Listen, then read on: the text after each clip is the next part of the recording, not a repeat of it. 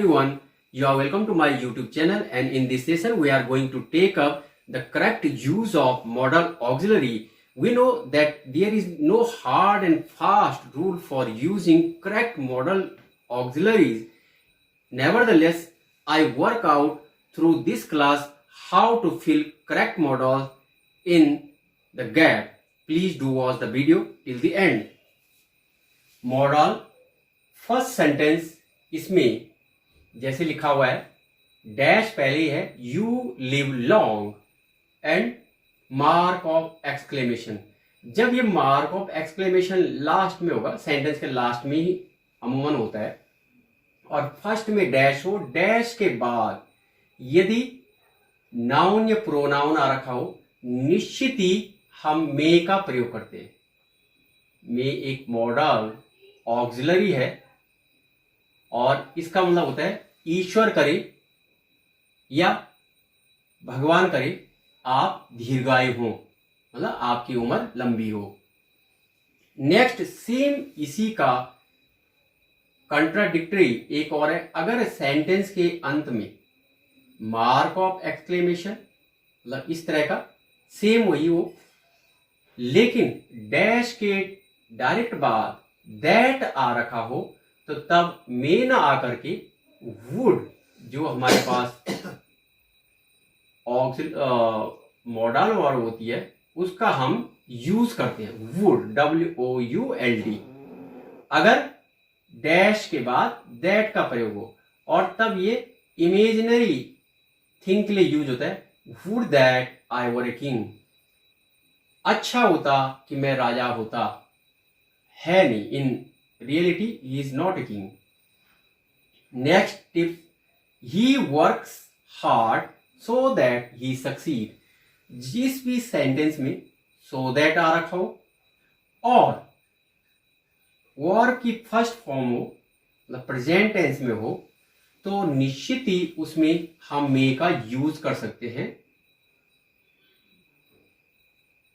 इसका मीनिंग होता है हिंदी में he works hard, या he is working hard भी हो सकता है प्रेजेंट टेंस.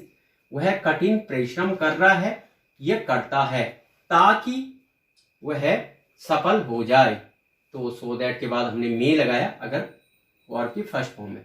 सेम वही अगर सो दैट आ रखा हो लेकिन उससे पहले वर्ब की सेकंड फॉर्म आ रखी हो, फर्स्ट फॉर्म की जगह पे सेकंड फॉर्म हो, तो इसका मतलब मे की जगह पर हम माइट का प्रयोग करते हैं, MIGHT, माइट. ये मैंने इसकी जगह पे लिख दिया है. Next, you go now, go come permission के लिए हम हमेशा मे या कैन का प्रयोग कर सकते हैं.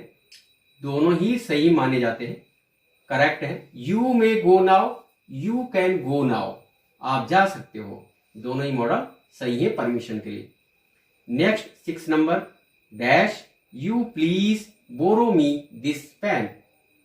क्या आप ये पेन मुझे उधार दोगे.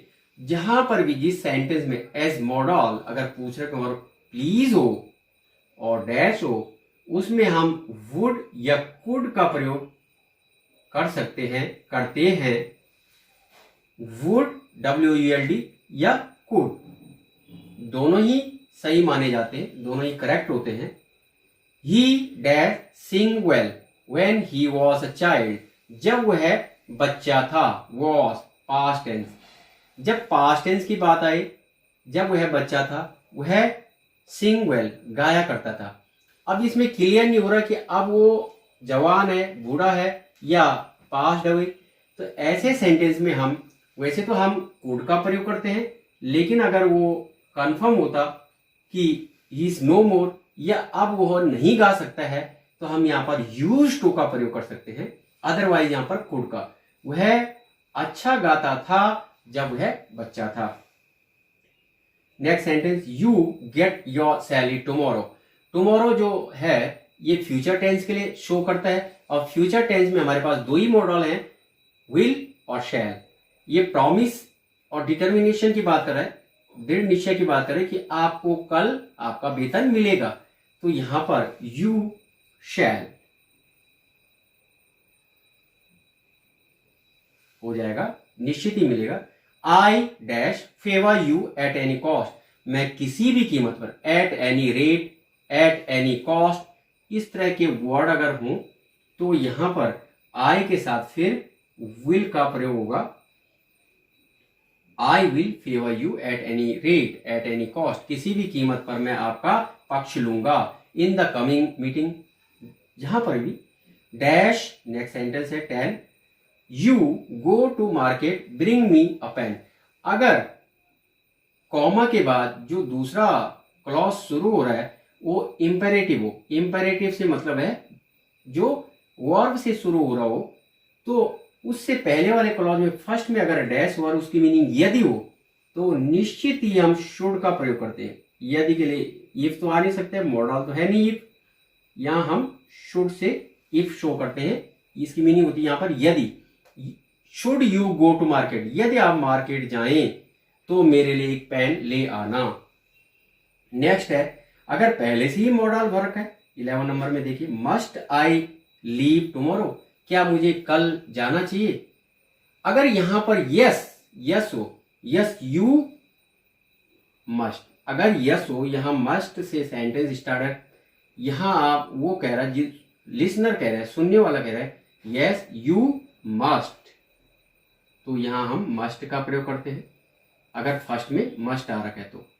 और फर्स्ट में ये सेंटेंस है must I leave tomorrow, no comma you need not. ध्यान दीजिए, अगर फर्स्ट में मस्ट है, मस्ट आई लीव टुमारो, यहां पर यस यू मस्ट, यहां पर नो यू नीड नॉट, यहां पर कंपल्सन है, मजबूरी है, यहां पर लैक ऑफ नेसेसिटी, आवश्यकता नहीं है, कोई जरूरत नहीं है। Next sentence number 13 dash 12, walk slowly लेस्ट you dash fall, धीरे चले कहीं ऐसा ना हो कि आप गिर पड़े। लेस्ट के बाद श्योर, जहां भी जिस सेंटेंस में लेस्ट हो, मॉडल पूछ रहा हो, वहां पर शुड का हम यूज करते हैं SHOULD, किसके बाद, लेस्ट के बाद। Next sentence 13 dash we not to serve our country, दो ही मॉडल ऐसे हैं जिसमें टू का प्रयोग हम कर सकते हैं वर्ब की फर्स्ट फॉर्म से पहले, एक तो यूज टू और दूसरा ऑट टू। और यहां पर ऑट टू इसलिए आएगा क्योंकि ऑट टू हमें पता है या तो जो हमारी सोशल बाइंडिंग होती है, और फिर या तो हमारे जो कर्तव्य, जो राष्ट्र के प्रति कर्तव्य है, जो मॉरल ड्यूटी कहेंगे उसे, उसके लिए हम ऑट टू का प्रयोग करते हैं। Ought we not to serve our country, क्या हमें अपने देश की सेवा नहीं करनी चाहिए, OUR। Next sentence 14 you hardly mention him, तुम्हें उसका जिक्र करने की जरूरत नहीं है।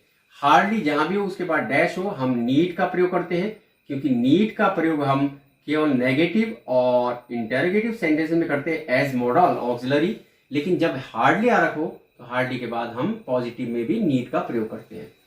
ही ओनली, अगर डैश के बाद ओनली आ रखा है, यहां भी हम नीड का यूज करते हैं as model auxiliary.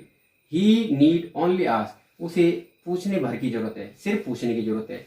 When she was alive, इस सेंटेंस में और इसमें अंतर देखिए, when he was a child, यहां पर कुड मैंने फिल करवाया था, यहां पर यूज टू भी आ सकता था, लेकिन यहां पे तो सीधे सीधे व्हेन शी वॉज अलाइव, जब वह जिंदा थी, इसका मतलब शी इज नो मोर, अब वो नहीं रही, जब वो वही नहीं रही उसकी आदत कहां से रहेगी, तो इसका मतलब उसकी आदत फिनिश हो गई, वहीं पे टर्मिनेट हो गई।